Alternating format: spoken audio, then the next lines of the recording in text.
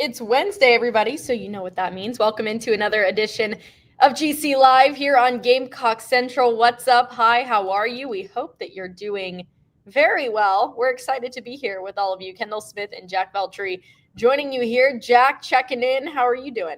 I'm doing good, Kendall. Thank you so much for doing this. I know we had to push our time back a little bit, but glad we're doing it. And yeah, doing well back home here in Fort Mill, enjoying the summer. And I can see you're at the ballpark, so busy as always, huh? I'm at the ballpark as always. I basically live here, but I wouldn't have it any other way, of course. It's always so much fun in the middle of baseball season, especially when we start to get into these summer months. It's prime baseball time. So I am certainly enjoying it. Hockey is still going on for me as well, and that's always a good thing when you get into late June. So all is well here in Charlotte, but we've got a lot to get to here today, Jack. We're going to talk some game time, some scheduling for South Carolina football in its 2025 season.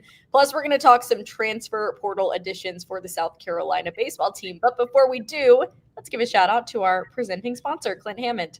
Yeah, that's right. So you mentioned him, Clint. So he is. So if you are, maybe you're looking for a home right now, maybe you are, looking to take that next step and get that dream home that you've always wanted, but you don't know where to begin. Well, I got good news for you. Clint can help you out. He's been in the mortgage industry for more than 20 years now, so you're getting some good service with a guy like him. But on top of that, he's also a lifelong Gamecock fan, and he's also a longtime supporter of GamecockCentral.com, and he's the main sponsor of all of our GC Live programs. So you're in the right hands with a guy like Clint. If you're interested, give him a call, 803-422-6797. The NMLS number for him is 71597. Or you go to clinthammond.com for more info, and that will be above us here on screen all show long. We appreciate Clint and all that he does for us here at Gamecock Central. And I have to give a shout out because oh my gosh, there's a fly. It's everywhere. It's all in front of my face. I have to give a shout out because Aiden and Andrew Harris are headed to South Carolina. And they are students at Weddington High School, which is where I went to school. So always really cool to see students now that go to the school that I went to that are now going to be Gamecocks. So shout out to them. It's very exciting. Awesome that they're able to play together. And South Carolina did a wonderful job recruiting them. They're doing a great job on the recruiting trail with these official visits. So if you haven't already, just a shameless plug here to go head over to GamecockCentral.com because we have all of the updates over there. But speaking of football, Jack, it's time to talk some scheduling. And let me just preface this by saying we didn't learn a lot when it came to getting times for South Carolina this season. We saw a lot of flex, a lot of early, TBA. We do have some game times, of course, but there are others where a lot of it is up in the air. And to my understanding, that's because South Carolina has a lot of preseason buzz. There's a lot of people talking about the Gamecocks. So obviously you want to see how they do through those first few weeks, how things are going with their opponent, and then decide from there what TV slot you want to put them in. But we know South Carolina will kick off the season, obviously neutral site, Atlanta, Georgia at Mercedes-Benz Stadium against Virginia Tech. That game is scheduled for 3:00 on Sunday, August 31st. Don't forget it. I keep thinking it's on a Saturday, but no, it is on a Sunday. Then the next weekend, 7:00 at home against South Carolina State. So that will be under the lights at Williams-Brice Stadium. The following weekend, also at home, that's September 13th, 7 or 7:45 against Vanderbilt. So your first two home games of the season, you get under the lights at Williams-Brice. And then we start to get into all of these lovely flex and early and just a bunch of things that we don't really know 100% what that means. I mean, obviously flex means it could be at any point, but it's not, super helpful here, flex, Jack. Although I will say sometimes in the past, we didn't get the timing until 2 weeks before.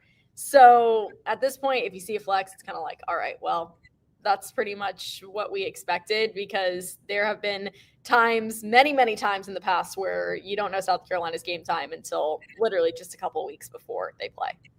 Yeah, and so kind of going off of what you said, because we know the first 3 times are definite, and we'll get into the other definite time that we do know. There is a fourth one that we do know for sure is going to be the game time, so not these silly little flex spots. But for the most part, the scheduling that, and I to preface, I do like that we kind of get a little bit more of a heads up as to what time these games may be played. However, it just does bug me that like we just don't have a specific when I get it. Like you want to put some of these games in the afternoon slot, you want to put some of these in the night slot. You don't know yet which direction you want to go yet, just because hey, there might be a marquee matchup that you see right now in South Carolina's schedule that might end up being a dud by the time we get to October or November or whatever. So a lot of these games are flex spots. So you have Missouri, which South Carolina will go to Missouri. You have Kentucky at home, at LSU, Bama at home, Ole Miss on the road. Those are all flex games, which are going to either be in the afternoon or the night.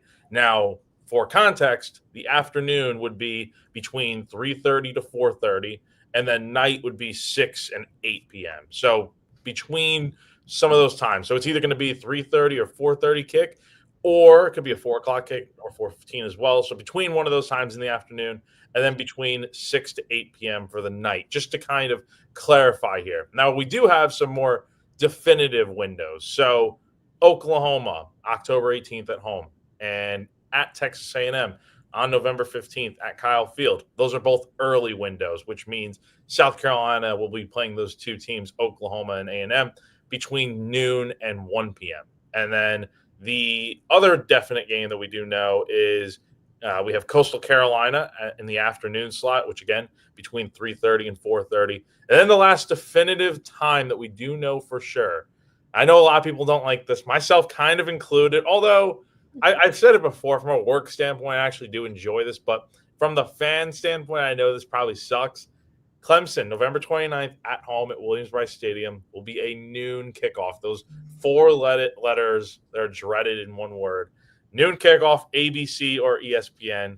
So how did I do kind of explaining all that? Did we kind of get the point across that there are a lot of flex times? And I think that was great. answers?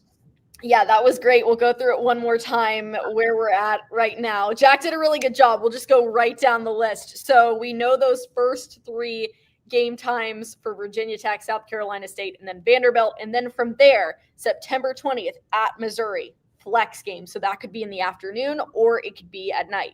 September 27th against Kentucky, flex game. That could be in the afternoon or it could be at night. October 11th at LSU, flex game. That could be in the afternoon or that can be at night. October 18th against Oklahoma, that is an early game. October 25th against Alabama, stop me if you've heard this, flex game, afternoon or night. November 1st at Ole Miss, flex game, afternoon or night. November 15th at Texas A&M, that's early. November 22nd against Coastal Carolina, afternoon. And November 29th at home against Clemson, noon on ABC or ESPN. And we're starting to hear you all weigh in a little bit here on what you think about these noon kickoffs.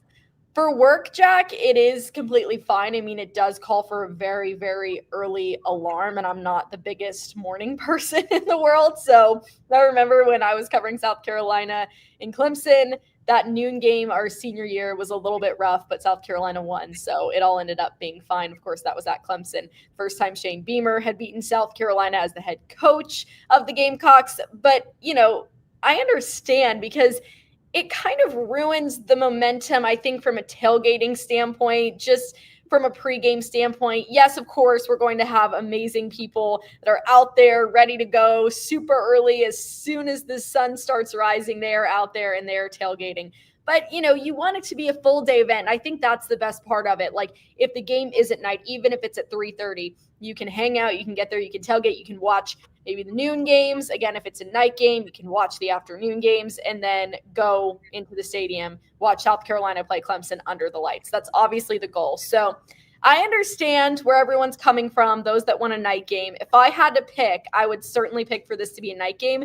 But for some reason, South Carolina and Clemson tend to play at noon. It's just a thing. And I know it's rivalry week, so there's a lot of other games that are happening across the country that may need to be prioritized in terms of primetime spots and whatnot. But we've talked about this, Jag. I am completely fine with this game being on a Friday. And I know South Carolina kind of hinted at it last year. So I'm like, why can't this game be on a Friday? I'd rather have it be on a Friday night than at noon on a Saturday. Oh, me too. Me too. I'm just going to say that some people might disagree. No, I totally agree. Now, the Clemson folk, they're going to disagree with you, and Dabo Sweeney especially are going to disagree with the fact that that game should not be played on Friday because, for many reasons, Clemson, if the game's ever at Clemson, it's not going to be played on a Friday. That's what Dabo said last year. And, this year it's obviously going to be Saturday at noon. It is what it is. I think that's kind of we saw it, what was it, 2 years ago when Carolina, it was the year after they'd beaten Clemson for the first time under Beamer. They had that night game, and they just did not play fairly well at all, and they lost. So, I mean, look, they've had night games in the past and stuff. I do like the noon slot because you kind of just get the game going. Like, you don't have to wait all day and stuff from a player's standpoint, from a coach's standpoint. But for the fans, obviously, it sucks. I mean, I'm sure they'd rather have this game at night. And you look at some of the other games that South Carolina could potentially have at night. It's like, do you really need Kentucky potentially at night? Do you really need – I mean, that's probably the only – I mean, Vanderbilt, I think, is kind of the same deal, even though we know SC State. Do you really need those 3 games at night when you could potentially just have Clemson at night? But it's not really how it works necessarily, just because every week's different. And like you mentioned, Kendall, there are a lot of other rivalry games going on that are going to get prioritized. Like I have not seen the full schedule yet for the other teams, but I can imagine – I'm sure Texas A&M at Texas is going to be a night game. And we know Michigan, Ohio State will be a noon game, but that's on a completely separate network. And that's the other thing you have to think about here. Like the SEC has the cable contracts with TV contracts with like ABC and ESPN. So you're not going to get, every major rivalry game at night. You're going to have to put some in the earlier windows. And I think that's what we're seeing here with South Carolina at Clemson. And the benefit to that is if you're not able to go to the game, it's on national TV, on ABC or ESPN. So everyone's going to get to see it. So when you think about it from that standpoint, it's prioritized in a way where it's going to get to reach a national audience as opposed to just being on like SEC network at 7:30 or whatever. But I know a lot of people would probably rather see this game be played at night. Well, my biggest stressor, just from a personal standpoint, is typically for hockey season, because I work in hockey, we do play that Saturday after Thanksgiving, and the game is usually around 4. So I have to get there at 1 o'clock. And so I remember this past year, I have my phone out and I'm getting ready for the hockey game, like trying to get all my stuff in order. And I just could not focus because all I was focused on was the football game. Like that was my complete focus. I was absolutely locked in. Obviously things went in South Carolina's favor this past year, but yeah, that's just my personal problem with the noon game. However, you're right. It is nice, early on in the day, although it does like set the mood for the rest of the day, because if you're a South Carolina fan and they don't win, I'm like done. Like, I don't want to watch anything else. I'm like, I've had enough football for the day.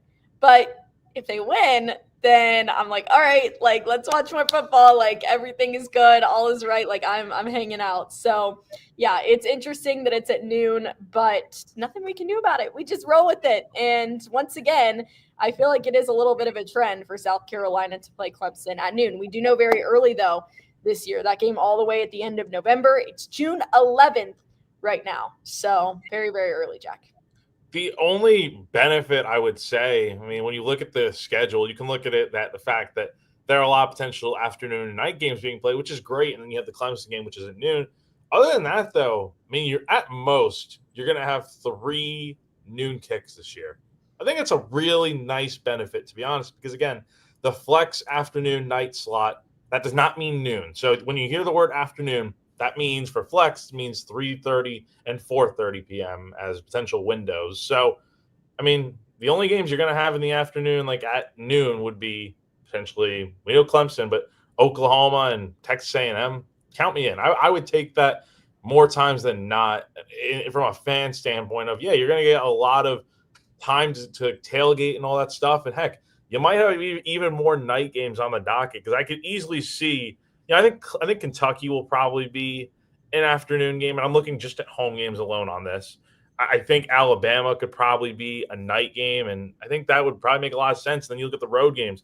We'll see what happens with Ole Miss and stuff, but that could be a night game pretty easily. LSU, I think I'd be shocked if that was an afternoon game. And then Missouri, I think that should probably be an afternoon game, but you never know. So I think South Carolina got pretty nice time slots, I think, with these games, but we just won't know for sure what actual times some of these games are until we get, that 2-week mark just a little bit ahead. Well, it's hard to believe that we're just marching right through June. We're going to, before we know it, be at the under 2 month mark until South Carolina kicks off its 2025 football season. I do think it's a really good thing that those first two games at home, they're night games. I know that's just, it tends to be the preference of most people, which is completely understandable, and me too. Just for Jack, he would have to be at Williams-Brice Stadium until, 2 o'clock in the morning? Those golf cart rides back to the parking lot. Oh my goodness. Yeah, some late nights are going to be happening this year. And, I don't usually look forward to that, but it is what it is. And that's part of the territory that comes with covering a football team that is probably going to be relatively good this season. So we'll see. But I know the fans will be getting a lot of enjoyment out of seeing Willie be under the lights more times than not this year.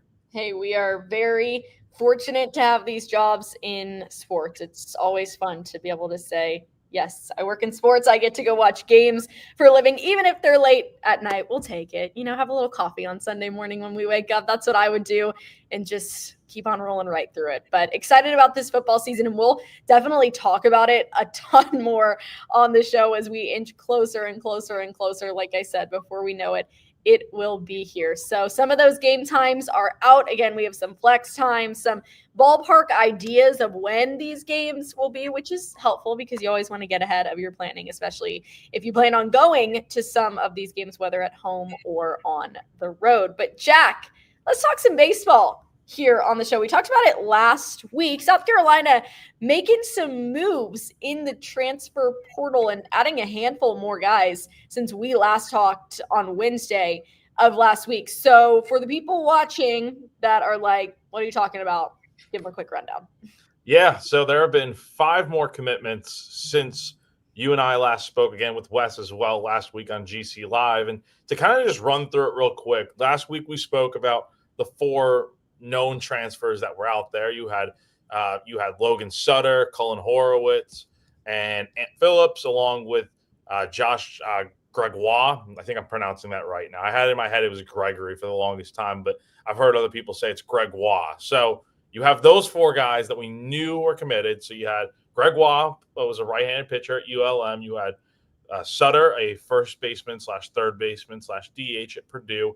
Horowitz is a two-way player that I think we're going to see pitch this year at South Carolina. And they had Ant Phillips, who is a right-handed pitcher from USC Upstate. Since then, though, the portal just continues to bring in new names for the Gamecocks, and we've had 5 more come up since the last time we spoke, as I mentioned. We'll start off with Elijah Foster, right-handed pitcher from Sacred Heart. And we can get a little bit more into specifics with some of these guys in a little bit, but just to run through the names, like I said, Foster. You have Georgia shortstop Eric Parker, who will be joining the Gamecocks. He'll have 3 years of eligibility left. Josh Gunther, a right-hander from Wake Forest. Then yesterday, 2 more commitments. Well, I say 2 more, but one of them became official today. Bradley Hodges was one that became official last night, left-hander from Virginia. And then this morning, Tyler Bach from Wofford, a left-handed hitter who has played all 3 outfield spots but started 45 games out in center field this year for the Terriers. So 9 commitments in total now, and it's starting to take shape as South Carolina is really putting together a strong recruiting class for this upcoming season. And that's something that Paul Maneri talked about, just being able to go into the portal and kind of craft a team that he felt was a little bit more his team in a sense. And that's something that he's certainly gone out and done, and massive credit to him, to his coaching staff, to be able to go out and do it, because with the season that South Carolina had, obviously it fell short of many, many expectations that were set. But going out there and picking up these guys that you feel like can be really solid additions for the group. Obviously, we won't 100% know until they get out on the field and show what they've got. But just based on what we're reading and seeing, and how these guys did at their previous schools, it looks like it's going to be some solid additions for South Carolina. So who of that group, Jack, are you kind of most excited about at this point? So in terms of the new guys that we have talked about, I think probably one name that really does stick out right away is Elijah Foster. And from the previous batch, I think the one that was probably the most interesting, I think the first 4 guys are all really good guys coming in. But I think Ant Phillips is probably the one I talked about last week the most, is probably the guy with the most upside. But of the 5 new names, that I mentioned a few minutes ago. I'd probably say Elijah Foster, just because you look at the numbers and the stats aren't great. Like an ERA over 5, walking a lot of batters. He had the most strikeouts and the most walks on Sacred Heart's team this year in terms of the pitching. So that's not necessarily ideal. But I think the potential is all there.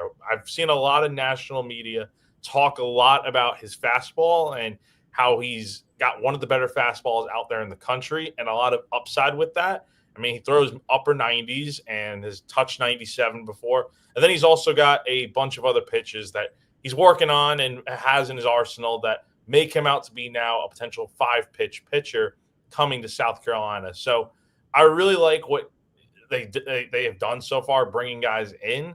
And a lot of it is honestly just based on potential and the hope that if developed correctly, which I know is a little bit in question with the staff and the job they did with the previous players from this year's team. But if the development is better this year, if things actually change for the betterment of improvement, we're going to see a lot of guys like Foster that maybe struggled at their previous place. If they just get the command in order, he can be really good this upcoming season for the Gamecocks. Yeah, I think, Jack, you hit the nail on the head. In South Carolina, picking up guys from, a bunch of different spots and really having to work for this. I think that's something that we talked about last week, and we're talking about it again here. Like, it wasn't a good season for South Carolina. So to be able to go out and to do this, what do you feel like the pitch has to be for the Gamecocks, or what has it been to be able to recruit some of this talent out of the portal? Well, I actually asked Paul about this probably about a month and a half ago now, when the season was still going on just about, what is your, like, literally just what you said, Kendall, what is your pitch to players that you're trying to recruit when you're having a season that was as rough as this one was, as we all know? I'm not going to dive back into how the season went just because everyone knows by this point that it wasn't good. How do you recruit to that? And basically what Paul told me when I asked him about it was just, you can either go to a program that's already established and just be another guy there and all that. That's great. Or you can be an integral part of the turnaround here at South Carolina, a program that not too long ago was one of the best in college baseball and can still get there, I believe. But it takes the right players coming in to help with that. And I think South Carolina has done a very nice job so far of identifying the players that are going to better fit what Paul is looking for, guys that throw hard and guys that hit the ball a long way. And so I think especially with the pitching, we've seen that so far with a bunch of guys that are going to throw mid to upper 90s. And I think this roster still needs a little bit more work. I would say you still need to go out there and probably get a few more position players. But I'll tell you, Kendall, I think the pitching staff is in a much better spot this year, or this upcoming season, I should say. I'm still getting it kind of confused since we are in 2025. But for next season, the pitching staff, I feel like, is in a much better place as opposed to where we saw it just a few weeks ago when the season ended. Well, you talk about, wanting to pick up a few more position players. Where specifically do you think South Carolina can improve as they still search and try to pick from this portal? Well, we've seen the outfield starting to get a little bit more attention here because, from speaking to a source and stuff, the basic plan coming into the offseason here was you obviously want to get guys who throw hard on the mound, but you also want to get some good hitters that bring a lot of power to the plate. And I think what we saw with the strategy so far this offseason, a lot of the guys that are transfers are pitchers. So you have 6 pitchers coming in right now. You have 3 position players. And so a lot of the focus has been on getting that pitching staff right because we know how it looked last year. It just was not very good. Offensively, again, they've brought in a DH that could play the corner infield spots. That kind of takes care of, I would say, the Ethan Petrie conundrum because you're losing him to the MLB draft.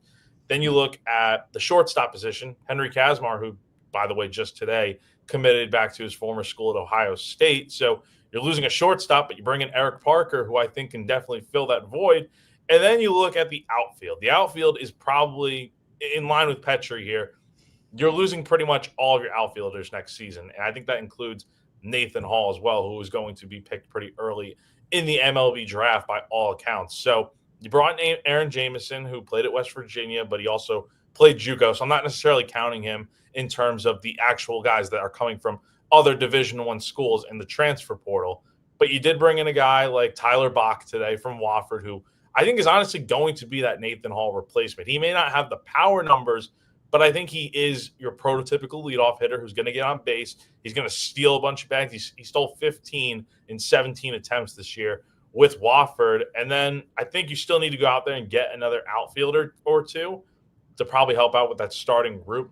You have a few guys that are coming in from JUCO and high school and all that. And then the other main position I think that is probably up for a little bit of an upgrade, I would say, is probably catcher. I mean, you have Talmadge Lecroy coming back. You have Noah Franklin, a incoming freshman who is really highly thought of that could potentially come in, but he also could go to the MLB draft and get picked and turn pro. We just don't know yet. We'll know it for sure next month.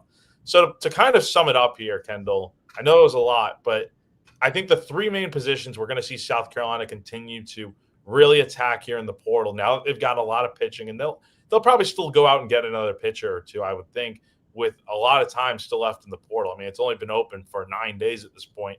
You're looking at catcher, middle infield, and outfield. Those are probably the main spots I would say that South Carolina still needs to prioritize in terms of position players. Jack, is baseball your favorite sport to cover? Nah, I mean, I guess. But again, it's just there's a lot to break down with a team that has a lot of work here to go in the offseason. So, yes, I love baseball, and yes, I could talk about it all day long. But in all seriousness, like there is a lot that they have to do, and that requires me to talk a lot. So no, yes. I think it's great, and the insight you provide is honestly fantastic. And I know that we all appreciate it for sure because there is a lot going on right now. Even though it's the off season with the portal, there is so much to keep up with. But I am genuinely curious because you do cover basketball, baseball, and football. So I'm wondering, which is your favorite? No, I mean, I think you know this by now, Kendall. I mean, it's definitely baseball. Like, I enjoy covering all three. Do not get me wrong. I even enjoy covering softball a lot here lately. But, yeah, baseball is definitely – when baseball is really good here at South Carolina, that's where I get the most enjoyment out of it. But I also get a lot of enjoyment covering the team through some of the seasons that haven't been as good, let's say. So, like this season, for instance. But, yeah, no, I definitely do love covering baseball. And I know you're pretty big into baseball too, so I think we kind of feel each other out in that way. I'm at a baseball field right now. That's where I always am. No, baseball is fantastic, and I love it. Love working in it. I know you do too. And as you mentioned, only 9 days here into the portal. So South Carolina has already been working and moving at a very rapid rate, by the way, in terms of trying to fill some of these voids on the team. But as we always say, when the portal gives, it also takes. And it has certainly taken from South Carolina this year a handful of guys leaving the program and some big names that contributed in big ways last year to South Carolina's team. So Jack, I know we've talked a lot about the additions, where we want to see South Carolina grow, the positions that you want to see South Carolina attack in the portal. But when you think about some of these guys that are leaving, that are entering the portal, obviously not guys that are going to the MLB draft, but guys that are leaving to go to another school, who do you think South Carolina will miss the most? Like, who are you most bummed is leaving? Well, you've got 15 guys in the portal right now from the current team here in 2025 that some of them have already started finding new homes. Like you have Ryan Bakes, a 2-year catcher at South Carolina that just never really got enough opportunity, I don't think, to be successful. And so he's transferring to Illinois State, which, funny enough, that's where his twin brother is playing currently. So the Bakes brothers will be at Illinois State next season. Then you got Ryder Garino, who's going to be pitching at NC State. That's one of the guys I would say that's probably good. I think he's going to end up being one of the bigger losses. Probably not maybe right away, but in the long term, with 3 years of eligibility left to go, I think he's someone that I saw a lot of good out of him this season. The numbers may not fully indicate that, but he's someone that I think could end up being a big loss down the road. Then the other guy that is committed now elsewhere, I mentioned it before, Kazmar is going back to Ohio State, which is a big loss. But again, all the guys that you're losing are replaceable. I think that is pretty clear here with a guy like Eric Parker being brought in at shortstop, and we'll see what he does. But he's a guy that's, was picked in the 15th round by the Los Angeles Dodgers in the MLB draft last year. So He's a guy with a lot of upside, and again, 3 years of eligibility left to go. The other names I would say that are probably going to be big losses that we may not think about a ton right now, I'd probably say the other one for sure, Jace Voida, who hit 300 for South Carolina last year in that DH, kind of playing a little bit of the outfield and first base. When Ethan Petrie did go down, that was Voida filling in that 4-hole in the lineup and doing pretty well. So he will definitely be missed. Anytime you lose a 300 hitter, you're going to miss him. But again, what has South Carolina done all portal long? And even in high school and JUCO recruiting, they're bringing guys that are going to fill these roles and make it feel seamless. So I'd say Voida, Ryder Garino, and then one other name here, Eddie Copper, who I think pitched really well as a freshman. Did not get to see him at all this year because he had the elbow injury and that whole thing. But I think he's another guy that I really liked what he did last year. And, he's someone that I think is going to end up at a school and do pretty well there. Well, Jack, before we get out of here, we always like to do a little check-in on the professional level. So first off, before we get into baseball, let's check in your predictions for Stanley Cup final and NBA finals. Let's see. So what's the Panthers series at? They're up 2-1. Yes. Yeah, I think the Panthers probably take that series. I think maybe in 6 games against the Oilers, and then you got the NBA finals going back on tonight. You got the Thunder and Pacers all tied up at 1. I will say I think the Thunder really should be up 2-0 right now. So I'm gonna go with the Thunder probably taking this series in 6 games, and we'll see what happens. But I think the Thunder are going to win the NBA Finals, and then I have the Florida Panthers defeating the Oilers in the Stanley Cup. All right, there you go. And your Yankees, how are we feeling?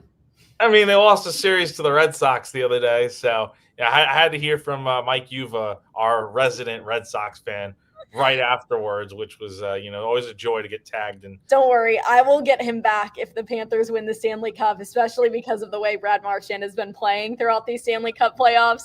It's just going to be nice to say, remember when he was a Boston Bruin? Yeah, I would like that. That would be very nice, Kendall. We'll get back at Mike for sure. Yeah, but Yankees, they're playing pretty. I mean, they beat the Royals pretty handedly last night, so that was nice to watch. But losing a series to the Red Sox, it's never ideal. So Yankees Red Sox rivalry is one of the best in all of sports. So sorry about that for you, Jack, but Yankees are still a very good team. So we'll see what happens. A lot of baseball left to be played this season. And then, like I say, time always flies. Before you know it, we'll be back to Gamecock baseball season. But for now, they're working the portal, and you can head over to GamecockCentral.com to get all of the latest information, not just on baseball, on softball, on men's and women's basketball, on football. We've got it all for you over there. So go check it out. Follow us on social media at Gamecock Central. It's been fun as always, Jack, and we really, really appreciate all of your wonderful insight. We appreciate all of you for tuning in and joining us every week. This is a highlight for Jack and I during the week to be able to sit here and just talk sports with all of you. So thank you so much. We hope you have a great day, a wonderful rest of your week, a great weekend, and we'll see you back here next Wednesday. For Jack Veltri, I am Kendall Smith. This has been GC Live here on Gamecock Central, and we'll see you all soon. Bye.